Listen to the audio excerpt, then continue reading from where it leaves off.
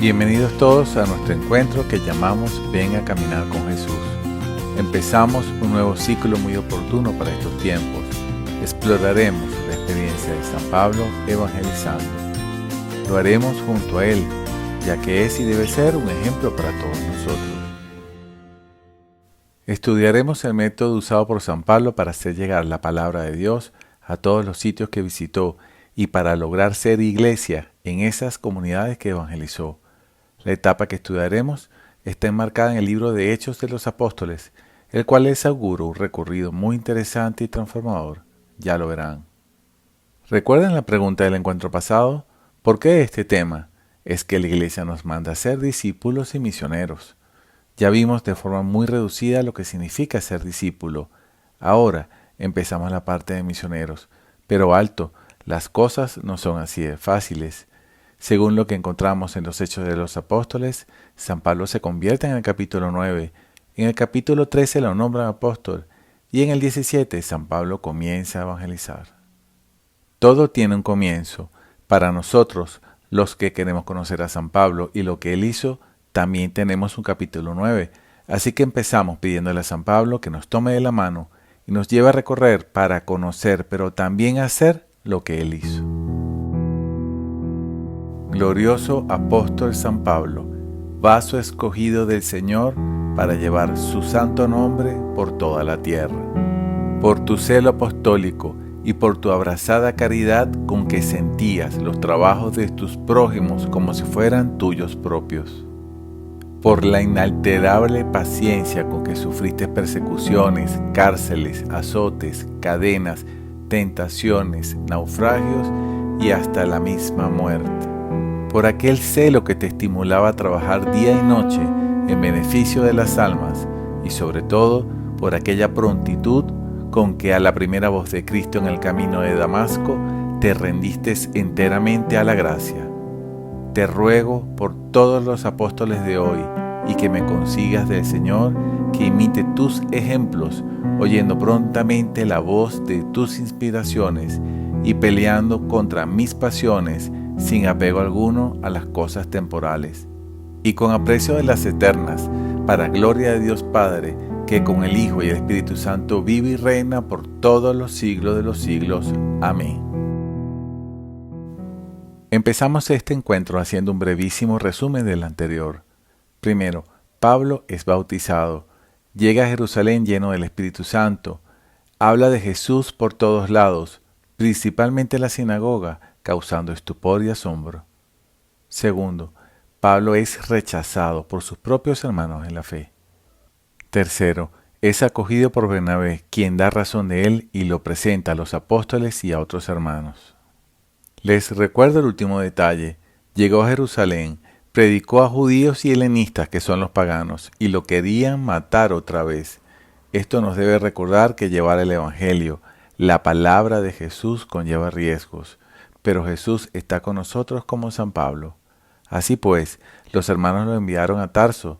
Así seremos nosotros enviados a otro sitio cuando no nos quieran a donde lleguemos.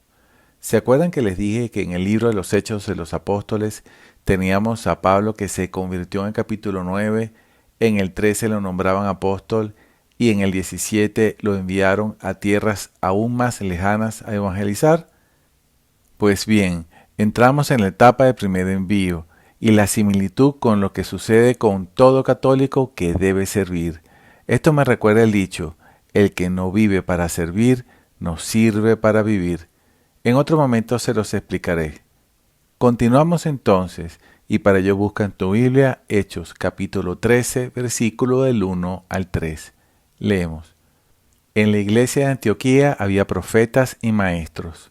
Bernabé y Simón, que era llamado el Negro, Lucio, el de Cirene, y Manahén, hermano de leche del tetrarca Herodes, y Saulo.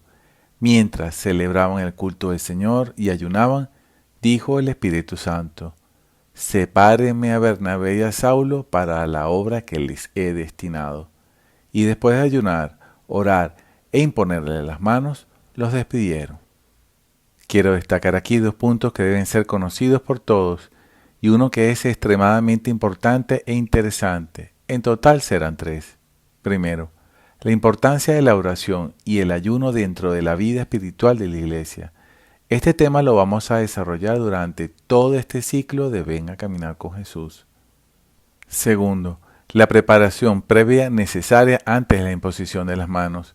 Esto es la clave fundamental para tener la disposición de espíritu antes del acto de consagración con la imposición de las manos. Solo para recordar que en la Iglesia solo lo pueden hacer los obispos y los sacerdotes autorizados para tal fin. Tercero, como un elemento muy importante y que también desarrollaremos en todo el encuentro cuando hablemos de ello, los primeros cristianos no solo ayunaban, sino que celebraban el culto del Señor.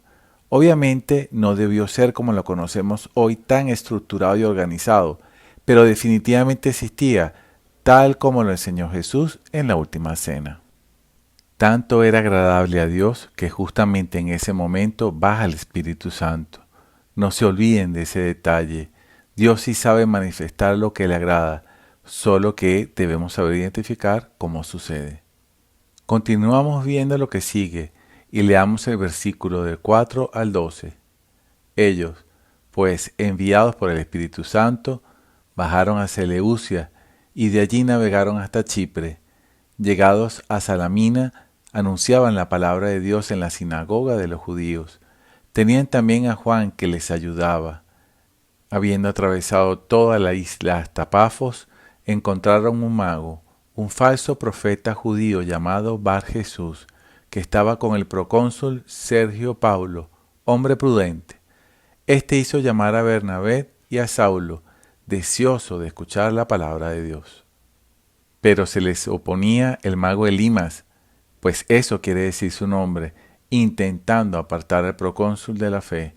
Entonces Saulo, también llamado Pablo, lleno del Espíritu Santo, mirándole fijamente, le dijo: Tú, repleto de todo engaño y de toda maldad, hijo del diablo, enemigo de toda justicia, ¿no acabarás ya de torcer los rectos caminos del Señor?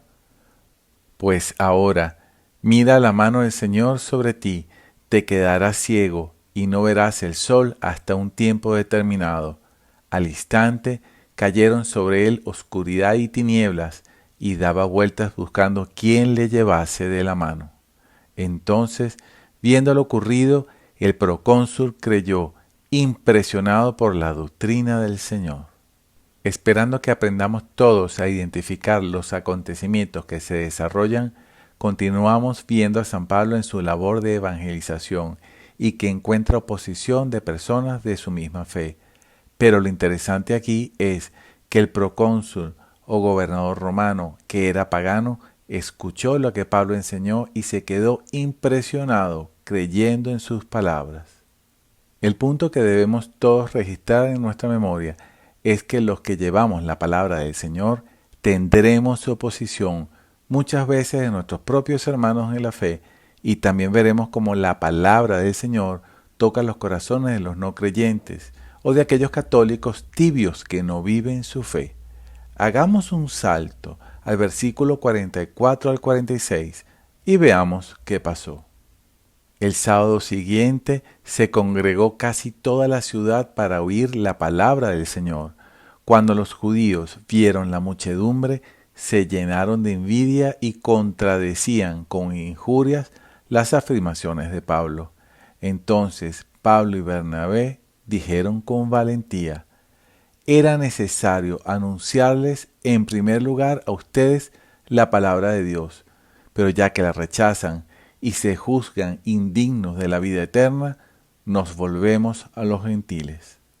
El hecho es que algunos, al ver esta situación, al sentirse confrontados o acusados, sencillamente abandonan la parroquia para peregrinar a otra, poniéndolo como el menos malo de los problemas. Otros deciden abandonar su fe, hablando mal de la iglesia, el papa, los curas, etc. Muchos, para no decir muchísimos, se van a las iglesias protestantes, terminando sabrá Dios en dónde. Dejamos aquí este encuentro con esta pregunta: ¿por qué de este tema es que la iglesia nos manda a ser discípulos y misioneros?